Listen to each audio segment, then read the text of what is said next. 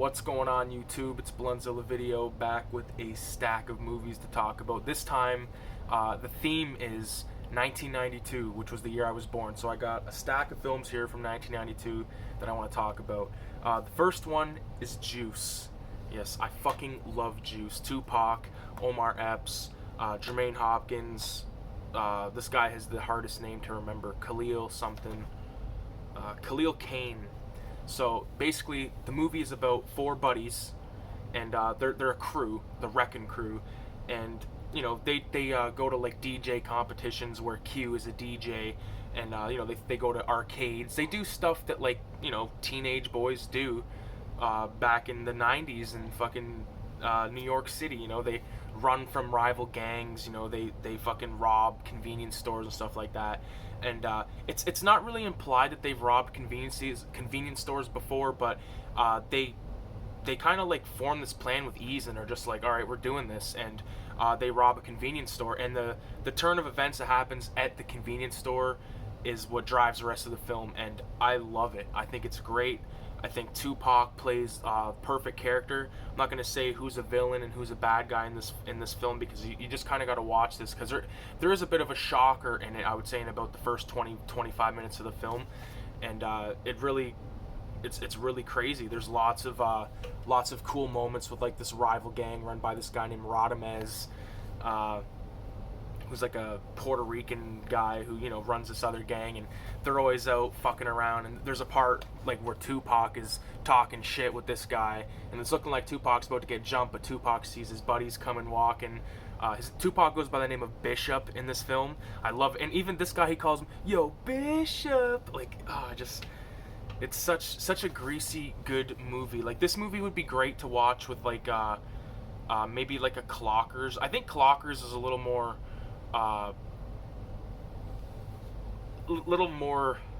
this feels more real than Clockers. This feels like it's an actual, like it could actually happen. I'm not saying Clockers couldn't, but I'm just saying, like, Clockers is a pretty fucking all over the place kind of film, where this just feels like it's within this like group of friends. Only a few people know what's going on, and yeah, I really enjoyed Juice a lot. From 1992, directed by Ernest Dickerson. Next, we're gonna save that one. Next we got, I'm gonna get this one out of the way, because I feel like this is the easy one to pick, but I do think this is a great film, and that's 1992's Quentin Tarantino's Reservoir Dogs, starring Harvey Keitel, Tim Roth, Chris Penn, Steve Buscemi, Lawrence Tierney, and Michael Madsen. This movie it's the first Tarantino film that I saw, and I was like, holy shit, this is insane. I was so mesmerized by all the characters in this film, especially Mr. Orange, who was played by Tim Roth. I thought his character was amazing. I love the backstory. I love how he was, he had to memorize this story about a bathroom drug deal. Not so much a drug deal, but this incident in a bathroom. And just how he goes about practicing saying the story, and it's just so fucking cool looking to me. Like, and the dialogue is great too. Like, I mean, Tarantino, he's known for like taking like the best lines from different movies and mashing them together. I don't know if this is a mashup or not, but I fucking love this movie. And now that like I've seen more films, I keep seeing more films from like the 70s and stuff like that, I keep picking up on Tarantino isms, or stuff that Tarantino has taken from, and this movie is a blast. It's a blast. I actually got to see this on my birthday. I don't think it was in 35mm, but it was on the big screen. This was a couple years ago. Me and my brother, my buddy, I think my cousin went. Like, there's a cinema in London, Ontario called Highland Cinema, where they do Retromania, which is basically like they play movies, they're forgotten, or not forgotten, but Reservoir Dogs, Halloween, The Thing, Enter the Dragon, The Warriors, Dawn of the Dead when George Romero died, Young Frankenstein when Gene Wilder died. Young Frankenstein was on 35mm, Jaws was on 35mm. Like, it's a blast, man. So like, whenever you have a place like in your city that does stuff like that, definitely go check them out, support them, because if they don't get enough people going, they will close down. And I'm one to talk because I haven't been to one in a while, but they just haven't been playing stuff that isn't up my alley. Once they play something that I like, it seems to be more going towards stuff that's just not for me. You know what I mean? And I don't want to, not to mention the seats aren't the best in that place, but I mean, it's you know, a bit of a numb ass is worth it to see Dawn of the Dead on the big screen, which was, you know, amazing to see, but it was unfortunate why I had to see that film, but that time on the big screen. But rest in peace, George Romero. So Reservoir Dogs, great film from 1992. Let's move it into the horror realm real fast. We're gonna go with 1992's, or Peter Jackson's 1992 gore classic. Some people say it's the goriest fright film of all time, and that is Dead Alive. This is also known as, I think, Brain Dead, or pretty sure it's Brain Dead, but I have it as Dead Alive. New Zealand film. Of course, Peter Jackson went on to direct countless critically acclaimed films like Lord of the Rings trilogy, The Hobbit trilogy, you know, King Kong. He directed Bad Taste, which is a film that's not like Lord of the Rings or like The Hobbit or King Kong, but you know, and you get movies like this which are also not like that. And so this is a film, basically, it's totally an Evil Dead 2, and not a rip-off or anything like that, but it's an Evil Dead 2 where it's like the guy in the movie doesn't think it's funny, but it's funny to everyone else. You know what I mean? Like, they got the perfect guy. And I'm not trying to keep comparing him to like Bruce Campbell or like the Evil Dead, but he's kind of like this dorky dude like Bruce Campbell was in Evil Dead 2, and it's just it's a whole lot of fun. Basically, the story goes like this. There's this kid, like a man, probably like in his, you know, late 20s, lives with his mother. His mother's very overprotective. There's some shady history in the past, nothing like dirty or anything like that, but like she might have been involved in killing somebody, you know, type of thing. And at the same time, this zoo is captured from, or not this zoo, this monkey rat is captured from this fucking like Caribbean island and bring into New Zealand, and it basically ends up at this zoo, and the man, and he meets this chick. The mom doesn't like the chick, and they go on a date, and of course the mom follows them, ends up getting bitten by this rat monkey, and the rest of the film is just about her decaying grossness due to being bit by this rat monkey. Because basically, you get bit by the rat monkey, you got the fucking bite. And yeah, this is a great time. I remember when I was a kid, this VHS cover scared the shit out of me. Just because, like, that's fucked. Like, that was just so weird. Yeah, I'm so happy to still have, like, these movies. Like, yeah, it's all, like I've said before a million times, like, probably at this point, like, 40% of these movies you see behind me came from my dad's actual collection. So, it's cool, this being one of them. Great time, 1992, Dead Alive. Our other horror film on the 92 list is going to be Candyman, directed by Bernard Rose. Of course, the story is based on a Clive Barker short story, or a story by Clive Barker, and it was rewritten by Bernard Rose into what it is now. I'm just trying to make sure that that's accurate. Yeah, written and directed by Bernard Rose, based on Clive Barker. Amazing film set in Chicago. A great boogeyman sort of urban legend take on a ghastly character. And I think the thing that I like about this movie the most is, it's gonna be spoilers in this because it's fucking Candyman. Like, you should have seen this shit by now. It's a guy, basically, if you say his name 5 times in a mirror, he will appear behind you and kill you with his fucking hook hand, which he does quite often. Or he'll just psychologically fuck with you and make you do stuff that you didn't want to do. But the thing that I like about this is Candyman in the film is really 2 characters, because there's like this gangster who goes by Candyman. He has a meat hook and all that, and like you know, I could see that being a real thing. Like, if there's an urban legend, like, you know, like Candyman, like, you know, you're a fucking gangster and you're like, you know, I'm fucking Candyman, I'm the dope man, you know what I mean? Something like that. But this is definitely a movie that you shouldn't watch right before bed with someone that can't handle it, so to speak, because it could fuck with your head, because this one has some very severe imagery in here. Like, this movie isn't as good. I think if Clive Barker directed this, I think it'd be a better film. But I think, like, it's on par with even more graphic in some ways than Hellraiser 1, especially with the dog head. the little boy, like the retarded boy in the bathroom that got his fucking weenus cut off, you know, right in the old fucking toilet. They found it floating. My God, yeah, this is a great film, and even the sequels. There's there's two sequels. One, the second one is called Farewell to the Flesh.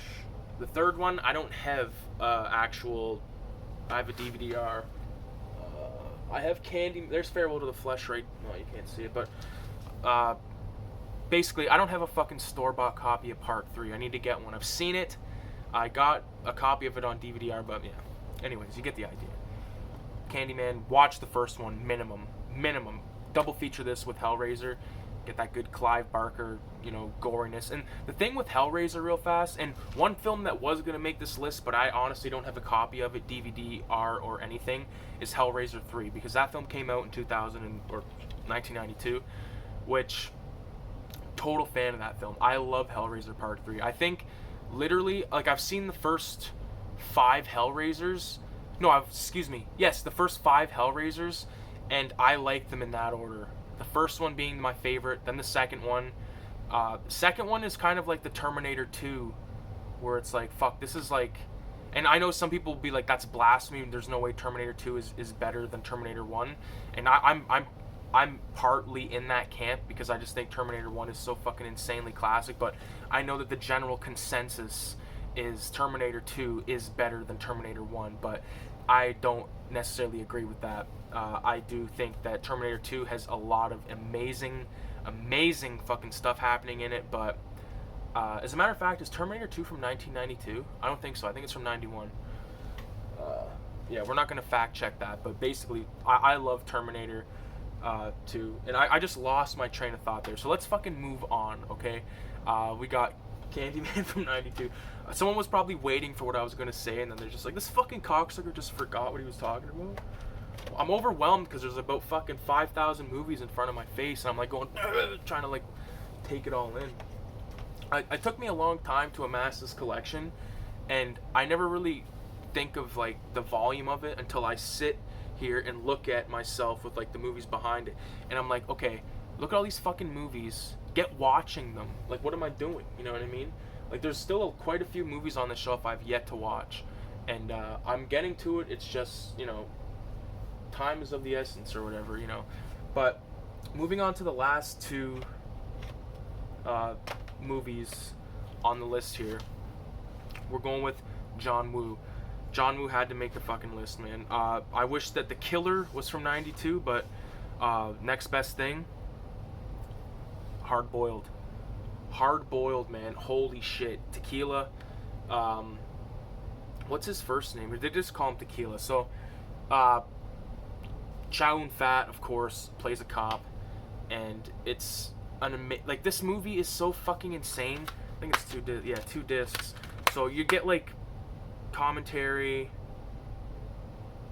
by a cinema expert. I don't really like that when they do that, unless like it's really good. Like, just to go off topic for a second, the commentary on 36 Chambers of Shaolin, it's got the RZA and it's got a film scholar.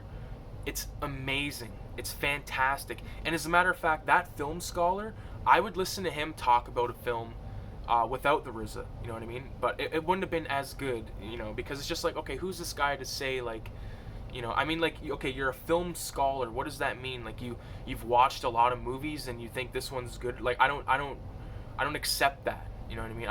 I went to film school. I don't consider, I think anybody that just watches a shitload of films is a film scholar, or you're like writing papers, or you're like, some people take movies way too fucking seriously and, like, you know, are writing shit down. I mean, I'm guilty of that myself, but, you know, a lot of times it's all just to make you either think or, you know, just make you entertained. So I don't think that there's a whole lot of whatever, man.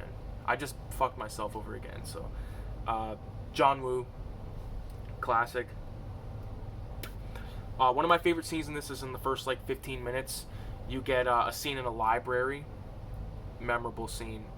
Keep an eye out for that fucking part. Man, this movie, there's so many goddamn bullets get shot in this film. Yeah, it's nuts. I like this cover, but I actually prefer the other cover that I've seen with like him holding the baby because spoiler alert, real fast. There's a scene where there's like there's like a bunch of incubators, you know what I mean? And there's like, it's nuts. But yeah, oh my god, that's the dude's name. Okay, so there, you know, like the bat, like the goofy fucking asshole in this movie. He's in Internal Affairs, which is a great film that's based off of, or it's based on the same source material as The Departed by Martin Scorsese. So I knew I'd seen that guy before, and this just reminded me of that because I've watched Internal Affairs recently. But there's actually a lot of people in this film that I recognize from Asian cinema. That's one thing. Like, I know my friend VZ Madness is doing this as well. He's like getting very well versed in Asian film, Asian cinema, action cinema, of course. Some of it is, you know, hard to find. Some of it's easy to find. So, but it's all expensive. That's for sure. Like, I don't know about you guys, but like to get like, I can't reach them right now. They're way the fuck over there. But when I got Yakuza Law, I paid like fucking $40. You know, they're like $40 purchases, and it's like, fuck sakes, like, and I'm a sucker for like going to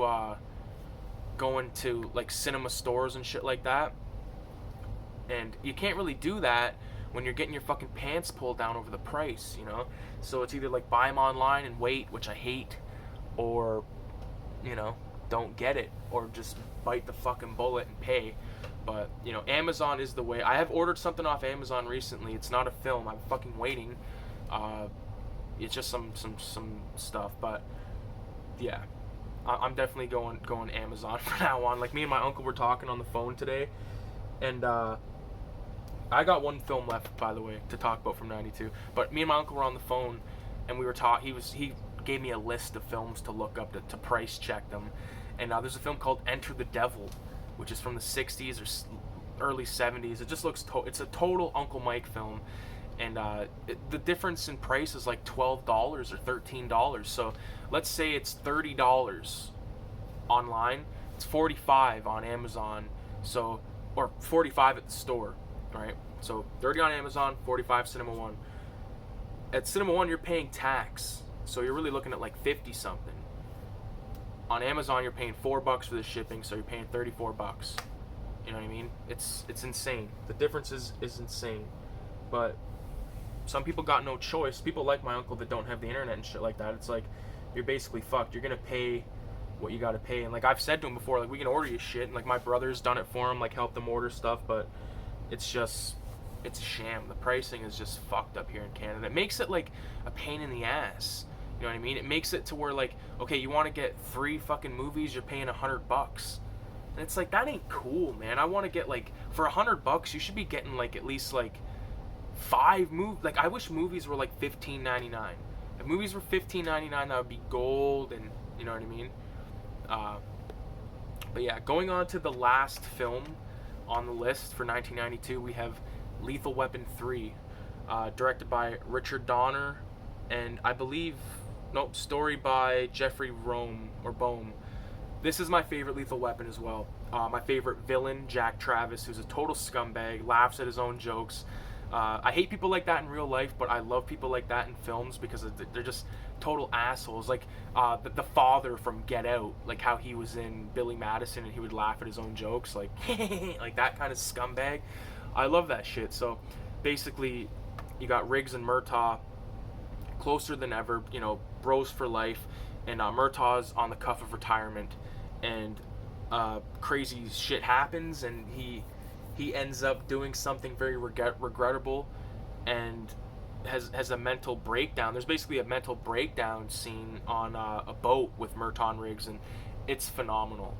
I love it. I just love the relationship between these two characters. Like, this is me and my brother. I love these motherfuckers. Joe Pesci is amazing in the film, of course, as Leo Getz.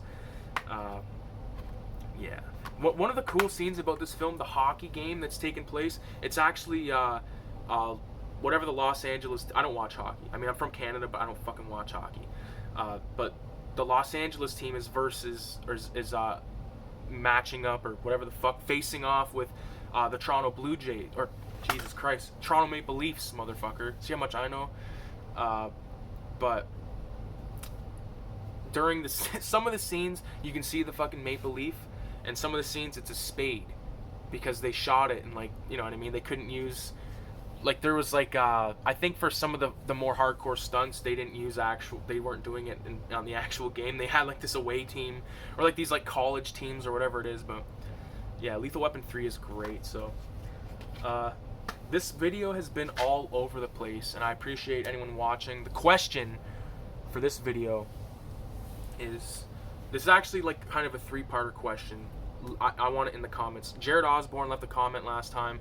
I know VZ Madness did, so keep leaving your comments to these questions, because I want to see. These are legitimate questions I have. Tell me your favorite animated film. Tell me your favorite, like, non-North American film. Like, if you're from North America, pick a film from a different country than like Canada or the States or Mexico or any of that kind of shit. Or if it's Mexico, that's fine. I haven't seen a lot of Mexican films, so animated film, favorite foreign film. And lastly we'll say, do you prefer, this is a fucking weird one, but do you prefer, and this is going to be complex if you haven't seen them all, but do you prefer Texas Chainsaw Massacre, the remake from 2003, or Texas Chainsaw Massacre The Beginning, which was the prequel to that from like 2006? It's a very cryptic question, and probably no one will get it, but it's fun for me. So thanks for watching. Be sure to leave a comment and subscribe and all that shit. Adios.